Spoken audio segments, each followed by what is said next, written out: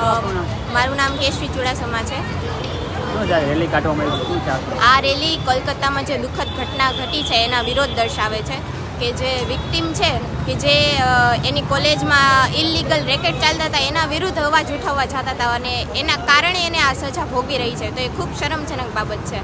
આપણો દેશ એવો છે કે જ્યાં નારીઓને લક્ષ્મી સમાન પૂજવામાં આવે છે, તો એ જ દેશમાં આપણી દીકરીઓ સાથે આવો દુર્વ્યવહાર કે ખૂબ દુઃખદ કહેવાય, તો અમે એનો વિરોધ દર્શાવ્યો છે। અને માત્ર કલકત્તામાં નહીં, આખા ભારતમાં તમે હમણાં જ ન્યૂઝમાં સાંભળ્યું છે કે બિહાર, ઉત્તરાખંડ કે ઘણા બધા રાજ્યોમાં કેટલા બધા બનાવો અને કિસ્સાઓ સામે આવ્યા છે અને હજુ આ બનાવો બને છે ને એ કેટલા બધા તો બહાર પણ નથી આવતા, તો આ બધાનો અમે સખત વિરોધ કરીએ છીએ ને સરકારને અમારી અપીલ છે કે જલ્દી ને જલ્દી ચુકાદો આપો જેથી વિક્ટિમ છે અને એના માતા પિતાને પણ ન્યાય મળે।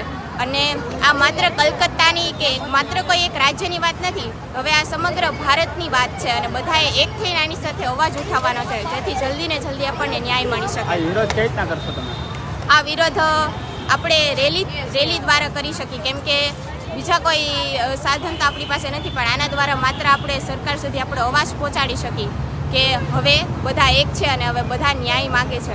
લોકોને મેસેજ શું આપવા માંગે? લોકોને એ જ મેસેજ આપવા માંગીએ છીએ કે હવે આ ગુજરાત, કલકત્તા, બિહાર, ઉત્તરાખંડની વાત નથી, હવે સમગ્ર ભારતવાસીઓ એક થઈને અવાજ ઉઠાવવાનો છે તો જ ન્યાય મળશે। નહીંતર આ બનાવ કલકત્તામાં થયો છે તો બીજા કોઈ જગ્યાએ બનતા વાર નહીં લાગે, એટલે બધાએ એકજૂટ થઈને પ્લીઝ અવાજ ઉઠાવો જેથી સરકાર આપણને ન્યાય આપી શકે અને વિક્ટિમને પણ ન્યાય મળી શકે।